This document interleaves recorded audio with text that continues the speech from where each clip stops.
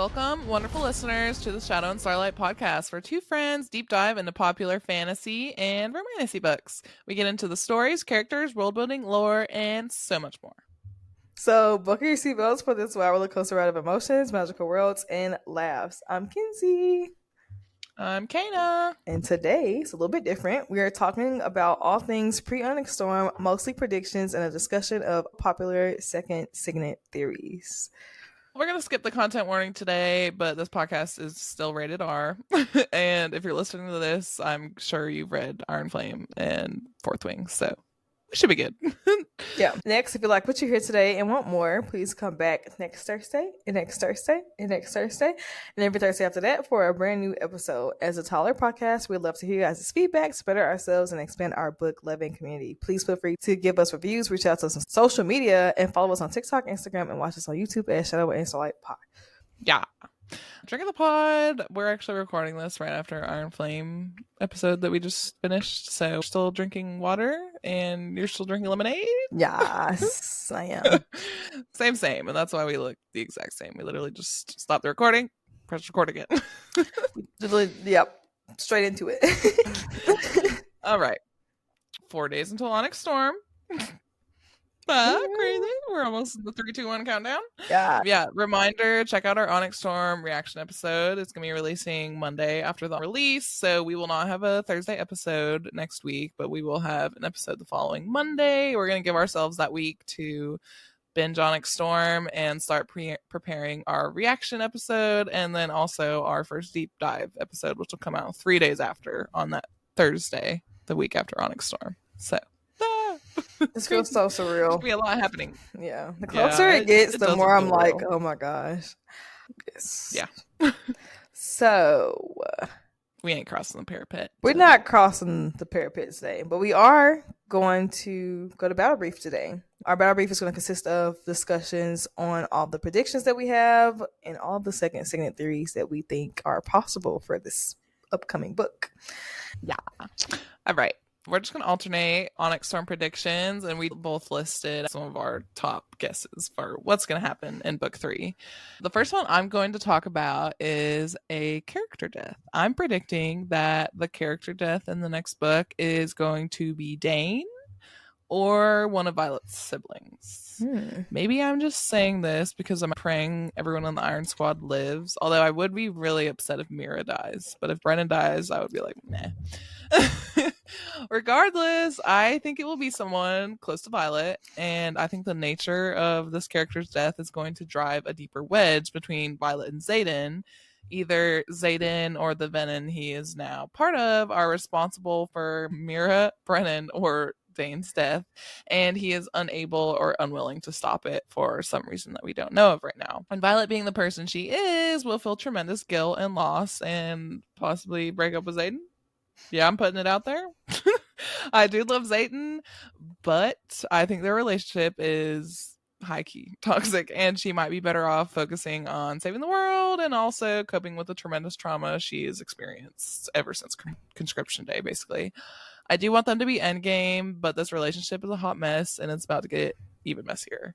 And if Dane does die, I think it will be in a way that he is sacrificing himself for Violet, according to his current redemption arc that's happening. But if it doesn't happen in book 3, I do think he's going to die, sacrificing himself for Violet later in the books. As he should. God. I was waiting for it.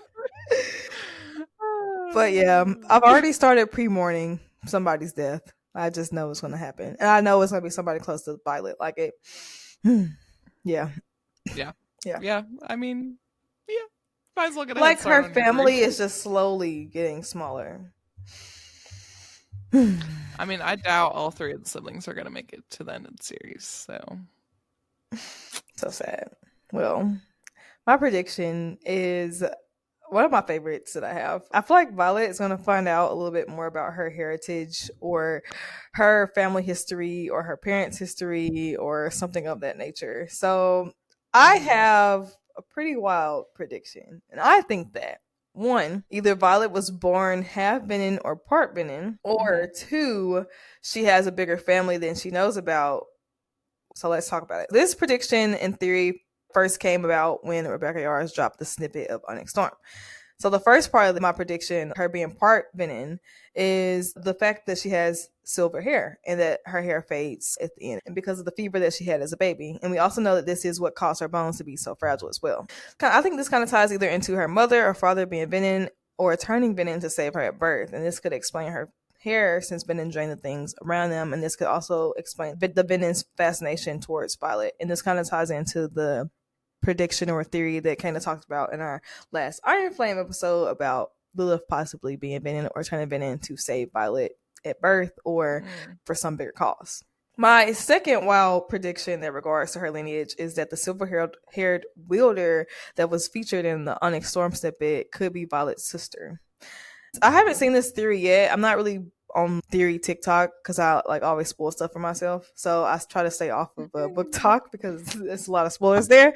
But the snippet did feature a silver-haired dark wielder, and I did find this very interesting because Violet is the only one that we know of, minus the woman from Erasure, but I don't really know how she ties to it, that has silver hair or this much silver hair. And the girl that is featured in the Onyx Storm snippet, it just kind of raised flags because why do you have silver hair? And why was this interaction so important? Why was this the one thing that she decided to highlight? So, quote, her silver braid swings free of her hood as her attention whips in her direction, and her eerie gaze jumps to mine and widens slightly under a faded tattoo on her forehead. My blood chills when a smirk tilts her mouth, distorting the red veins in her temples, and then she disappears, end quote.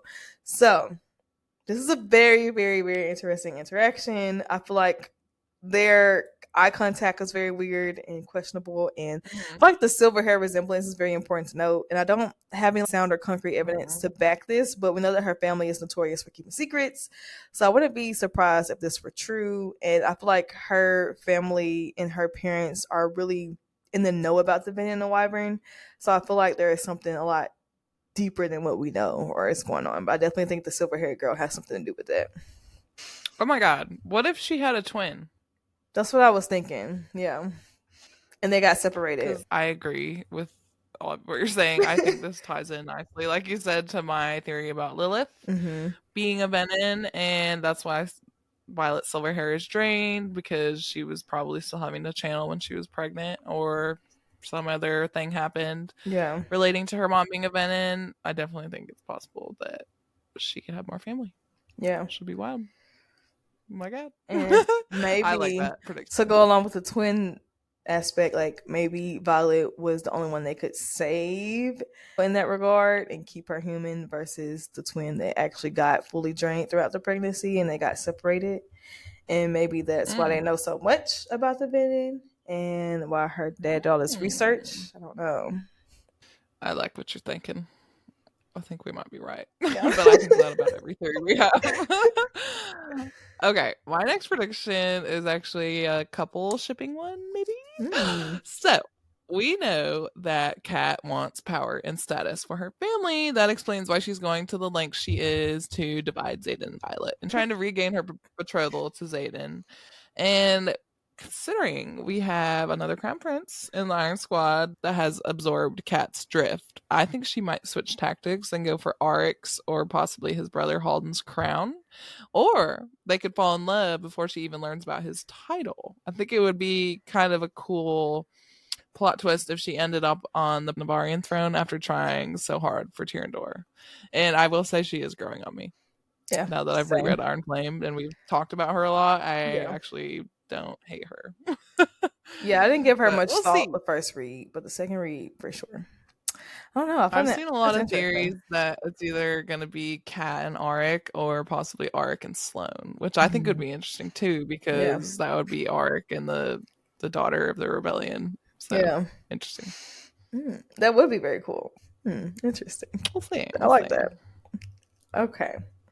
My next one is about who the sage is. And this one is highly unlikely because I'm pretty sure Rebecca has already confirmed that her dad is dead, finito, done, he's not coming back. But this is where my head is at. Again, this is a wild theory, but I believe that the sage or whoever is in charge of the Venom, who is so obsessed with Violet, could be her father. And this also ties into the whole twin theory. One, he left the one book that revealed the truth about what happens beyond the wards. And Navarre didn't even have any documented books on this topic, which is very interesting. Two, he was always setting her up for success even in his death. He was giving her knowledge, through notes and of course the book, and just that all that held the knowledge that she did to survive the Venom attacks, and from the things that he had taught her growing up as well, like the letters that he had her and Dane try to solve and translate. And I don't know, it just seemed like all these things that he did to set her up for this moment, like he just knew what her destiny was. Maybe because of her birth, maybe because he also gave up something to save her.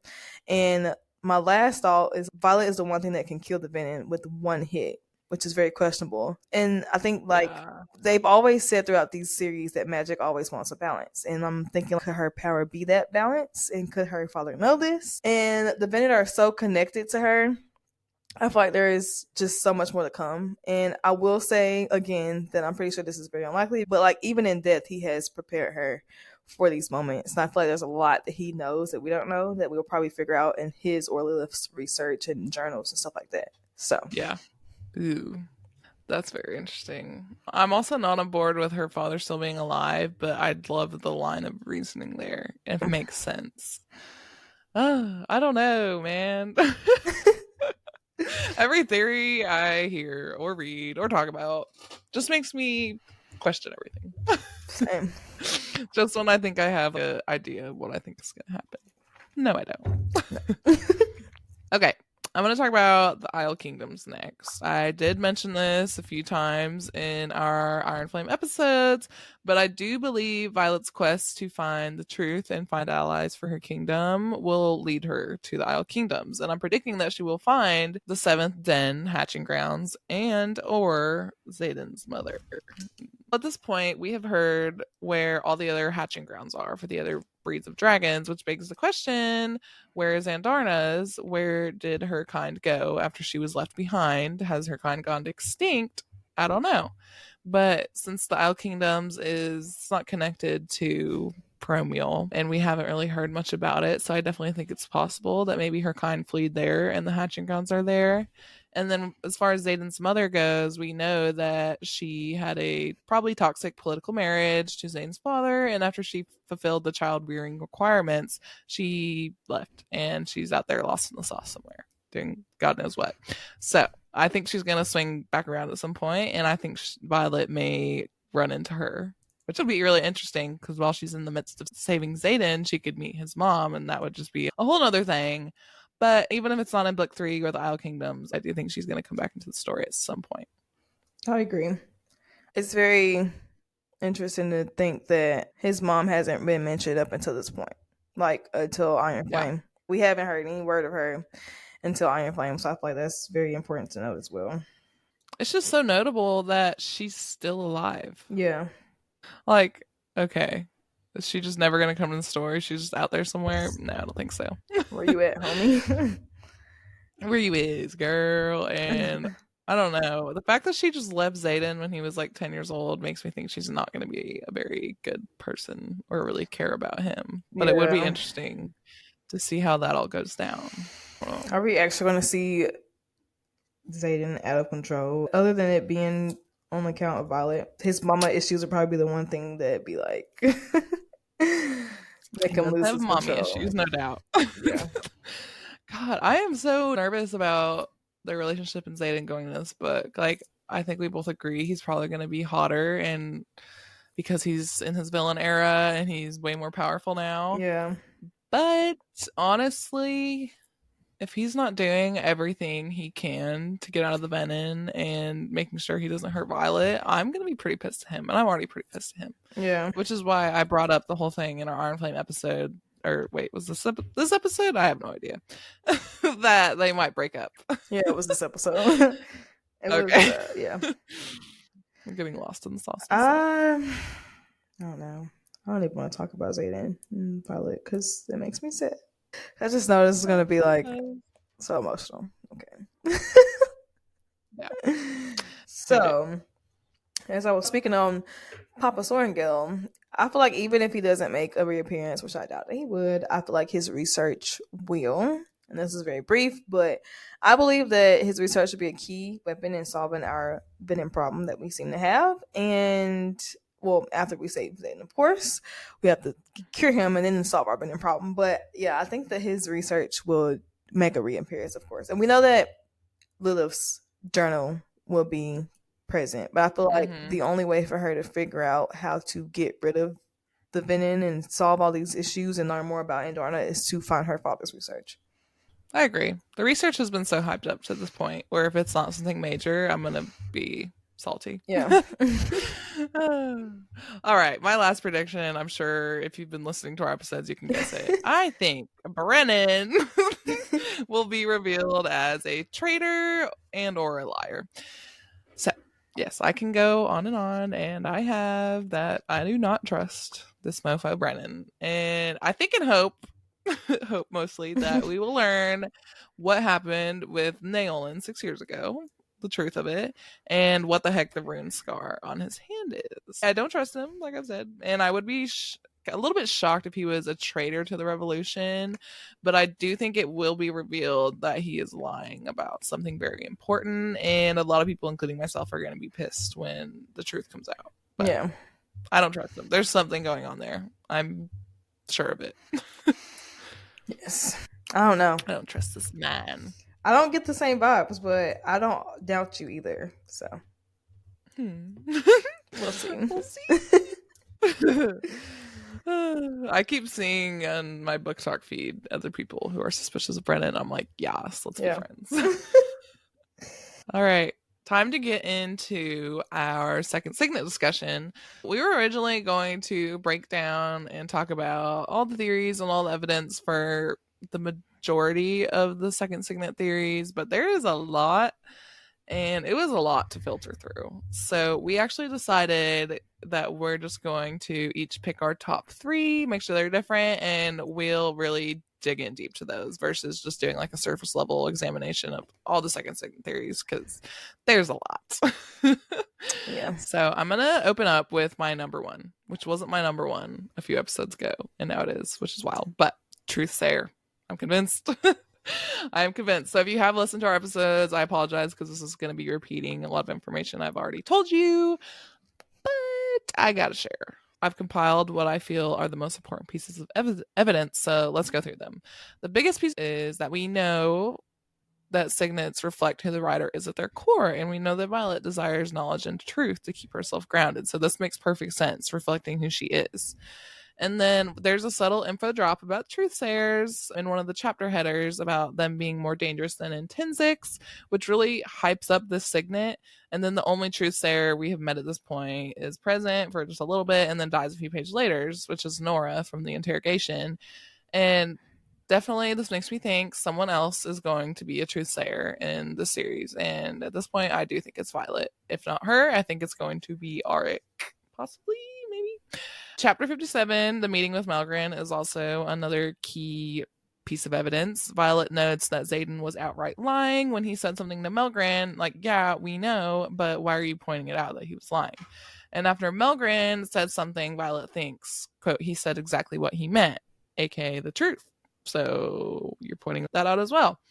And in the same scene, Andarna's opaque bond is also specifically referenced, which I feel like is also one of the biggest pieces of evidence that she is referencing truth and lies here. And then you get a reference of Andarna's bond a few sentences later. And then the next piece of evidence was a Christmas gift that someone made for Rebecca Yaros. It says Violet for Truth with a dragon on it. And this also makes me think Truthsayer. I was trying to find the post and the comments that I read. Apparently, it was referencing it was maybe like a presidential slogan or something. I don't remember which president it was, something for truth. And so I think the gift was referencing that, but I still do think that this could be pointing to the fact that she's a truthsayer. Maybe. I don't know. Rebecca loves to leave us little nuggets, so I'm grasping onto every single one I get. Yeah. The last piece of evidence is how Violet ciphers through information to get to the truth rather quickly. Yeah, we know she's smart, but I mean, dang girl. Her realizations happen rapidly, and she often has a physical reaction to them. So this whole truth and lies thing, I feel like, is so intertwined with who Violet is, and it would make perfect sense for her to be a truthsayer. Yes. This is also one of my top second Signet theories. as well. It makes the most The sense. show. It does. Yeah. I can't get it out of my head now. The other theory that I like, though, does kind of tie into the truth sayer theory, and it's her ability or her Signet being an amplifier.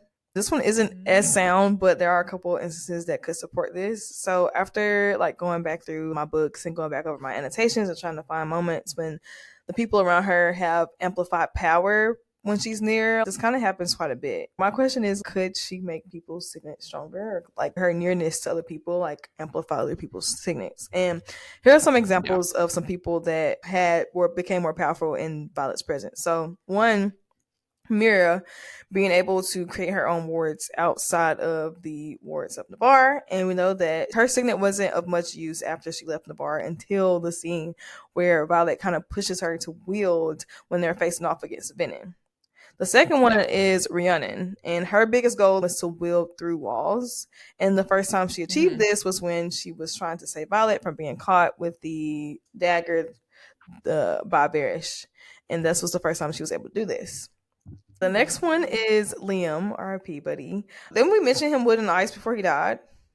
Yes, in the final battle. And we don't know if it was an editing mistake or an oversight. Yeah. But it's very suspicious. I think his dragon's name means ice. Yeah. So yeah, he did, whether it was a mistake or not, he did with ice and he was near Violet and trying to save Violet. So this could also be, something to note. And then Xaden, of course, I feel like their weird thought projections could be a symbol of this because he is an intrinsic, so he is able to read people's intentions. So maybe his intentions are projected into her. I don't know. So maybe he could be able to project other people's intentions to her. I don't know. And the way that she could possibly be seeing his dreams as well makes me think about that. Well, in the throne scene, I actually feel like that makes sense. I've heard second signet theories in the throne scene talking about how she's maybe a chameleon or can reflect other people's signets back at them. But we know that she like sees through Xaden's eyes and enters his brain in that scene. And I feel like maybe that's because she's amplifying his intrinsic abilities, because we know in the past that he's sent her mental images down their bond and stuff. And so for her to fully step into his head, maybe that's because she's amplifying his signet. Yeah. And at R /4th wing on Reddit also touches on this, saying that she might be a type of siphon like Xaden is a type of intrinsic. So this person on Reddit states that Violet could siphon her powers to people around them, which could also aid in amplifying their signets, which is the opposite of what a Venom does. A Venom drains power from people and sucks all that magic, while Violet could siphon her powers to other people and amplify it. And I found this theory very interesting because they also state that this could be a way to possibly purify those who have turned Venom. Since we know that she is a weapon, she could be the cure. That would be interesting. I've never seen that. I never thought about it, but I like it a lot. Yeah. I like this one. But I feel like this also ties into the truth sayer as well. But yeah. Yeah, I can see that.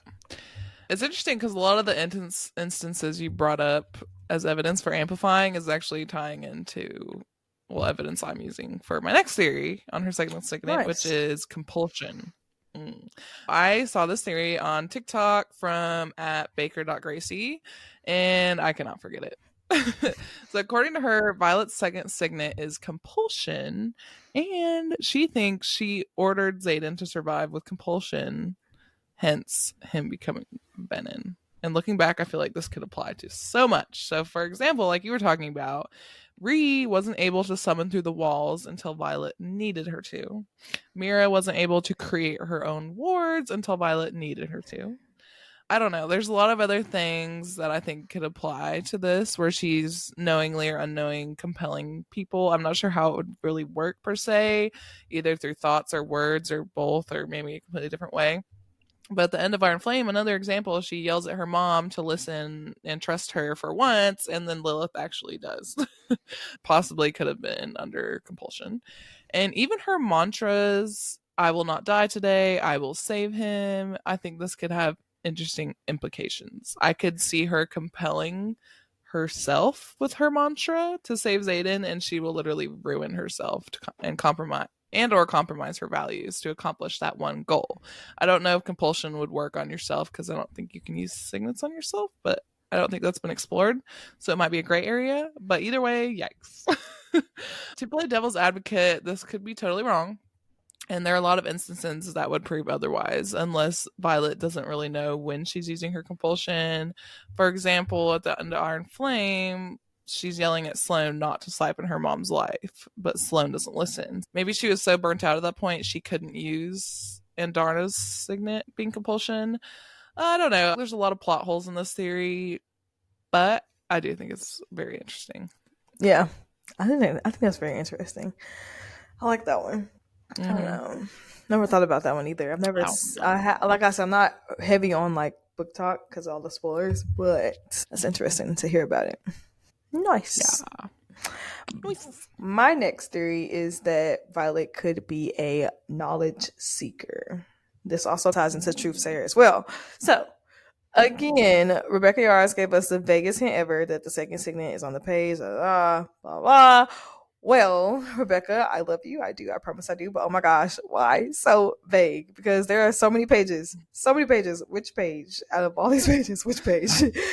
We know that signets reflect the writer and what they need and what is at the core. Well, Violet being a trained scribe means she holds ample knowledge. And everyone always looks to her anytime a question is in need of answering. And her professor even said that she is the smartest of her siblings. There's also a line from Iron Flame that could prove this theory. Quote, I'm a person who needs information to center myself. And needs was italicized. This could also explain her scribe personality and her constant fights with the people she loves about the secrets they have kept.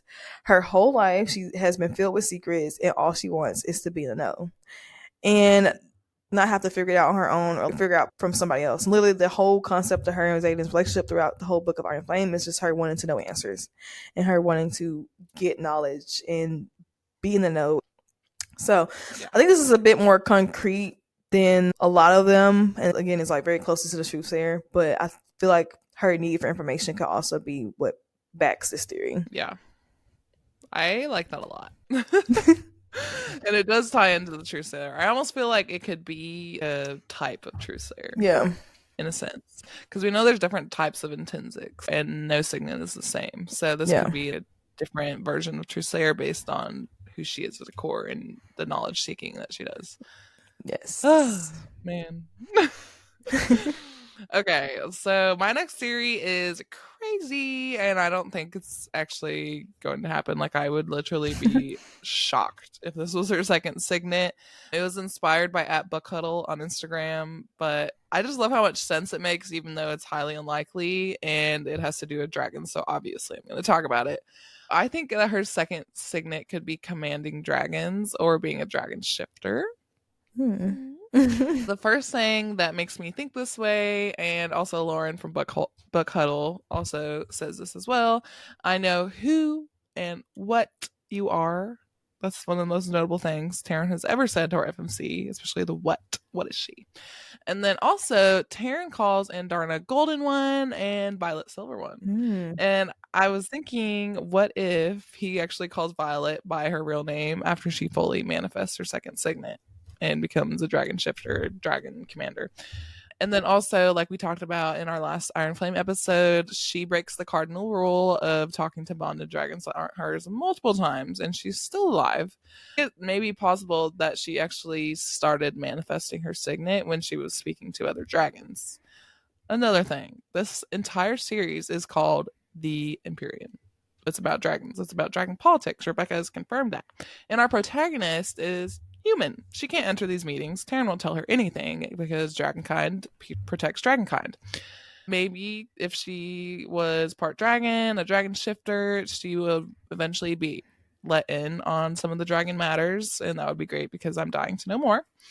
And also, if Taryn dies, we know unless something changes, she's not able to ride Andarna. So if she was a dragon shifter, she don't need no ride. She can just fly on her own. That would be really cool. But, I mean, even if she's not a dragon shifter, which I said it's highly unlikely, I think it's possible that she has feathertail blood in her, dragon blood, that maybe her father injected into her to save her.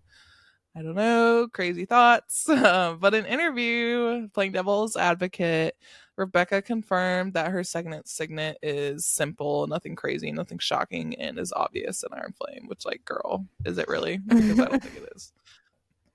That's interesting because we know that Andorna waited so long to hatch because of Violet. So it could have been like maybe a deal that they struck with the Empyrean to save Violet at birth. I don't know. It would be really cool if she was part dragon or if she was a dragon shifter. That'd be nice. I know. I need it. My last one is one that I talk about all the time as well. And I also apologize for anybody who has heard this 50 million times, but we're going to talk about it again. So this actually came from at originally Urban on TikTok. And there's been... we do love her.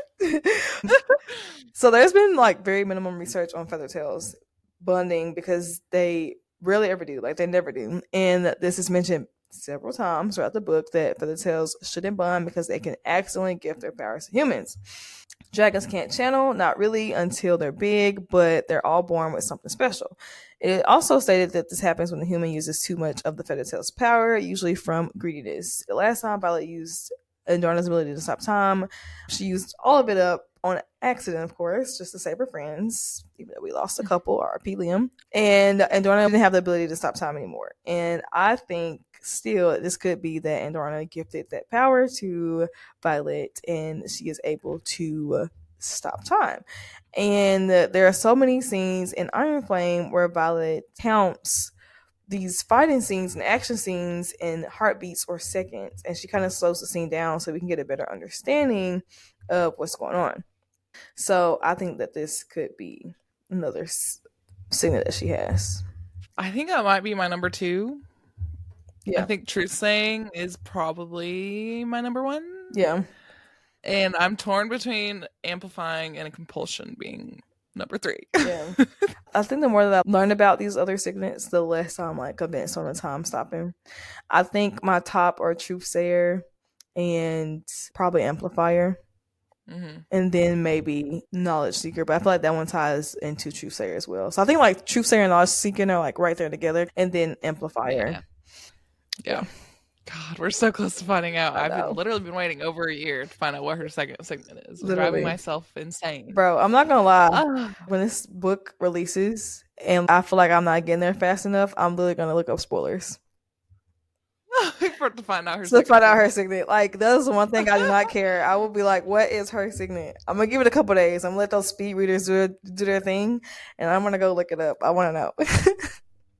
I want to know so bad. I mean, I'm planning on probably staying up most of the night to read it because I got to know. I'm gonna be literally dead the next day. I'll probably try to read the first chapter, but that's it. Like, I don't know. I probably won't even open the book the night I get it because of the simple fact that I have to go to work the same morning. Yeah. Don't even read a chapter. You're probably gonna not be able to put it down. Dude, I hate it. Oh shit, it's 5 a.m. I gotta go to work. I know. Well, that is a wrap on this bonus episode, y'all. 4 more days. Don't freak out. I'm freaking out. We cannot wait to talk about Onyx Storm with you guys so soon. So be sure to follow and tune in to our socials for more Onyx Storm content. In the meantime, we do not have an episode releasing next week, but we will have an episode releasing Monday, which will be our Onyx Storm reaction episode. And I'm hoping we actually invited some book talkers to join us so they can also give their reactions to Onyx Storm. So it should be a fun episode. So go and check it out. But thank you for tuning in to this episode. Yes. Bye, friends. See you on the 27th. Bye, friends. See you after Onyx Storm comes out. Woo!